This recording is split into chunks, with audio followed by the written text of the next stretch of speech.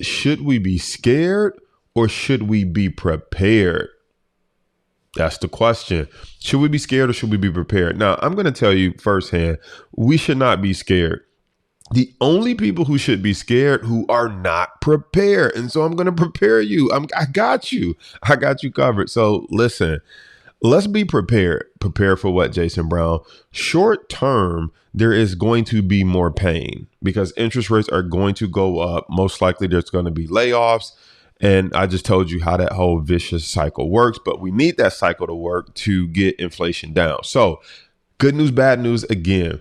If we're prepared, if you think about it like this, so I wanted to get your mind right. If you think about it like this, there is no crises, there's no recession, there's no interest rate, and there's no inflation, there's no pandemic that the U.S. economy has not come out of eventually stronger.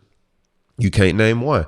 I don't care if you think about swine flu, smallpox, chickenpox, HIV, opioid, you name a medical crisis that affected any age group, okay? Hepatitis B, C, chickenpox, smallpox, shingles. I don't even know if those were epidemics, pandemics, what. Just you pick one, okay? You just pick one. There is not one that we have not come out better. Pick a time where inflation was at all-time high. There has not been a time we have not come out better. When I say better, look at the stock chart. There has not been a time that the S&P 500, which is the measurement of the overall U.S. economy, has not come out better over time. So bad news, short term, we're probably going lower, which means there's going to be some pain in your investment account, some pain in your 401k account. That's the problem. Should we be scared? No, because if you don't need that money right now, eventually we come back higher. Now, let's talk about being prepared, though, because being scared means just like close your eyes, don't look at it, and eventually we'll be okay. And that's an okay way to live. But I ain't just trying to get by. I'm trying to thrive. And so when we look at being prepared, we say, okay, if the market is going to drop, what should we be doing in the meantime? So I'm going to give you a couple of things that I think you should consider. This is not advice. I'm just sharing with you what you should A, consider, and then B, I'll share with you some things that I'm doing. So number one, you should consider learning how the stock market works. All right. You can't be prepared to take advantage when we come back roaring if you're like, how do I open an account? And, how do I read a stock chart? And, when the pandemic hit and all the stocks dropped and then came back roaring, if you weren't prepared with how to open an account, how to buy a stock, how to buy a call option and supercharge and take advantage of that profit, you weren't prepared. You missed it. You were probably on the other side being scared. Like, I just don't want to look at my account. Let's just sell everything before it goes to zero, which it typically never does. It comes back long term.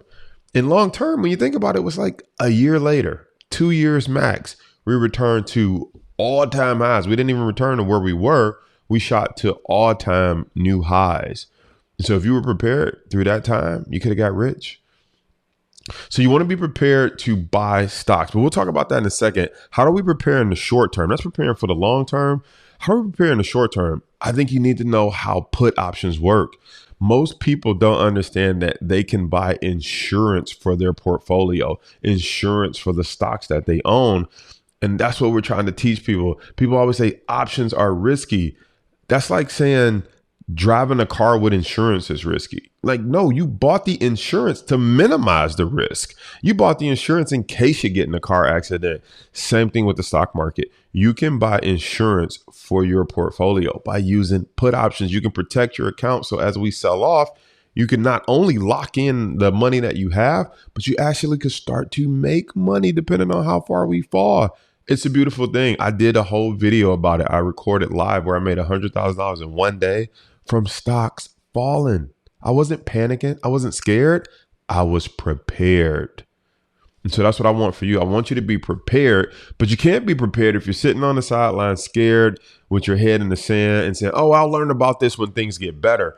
You got to learn about it now. Now is the time. In chaos is where the millionaires are created.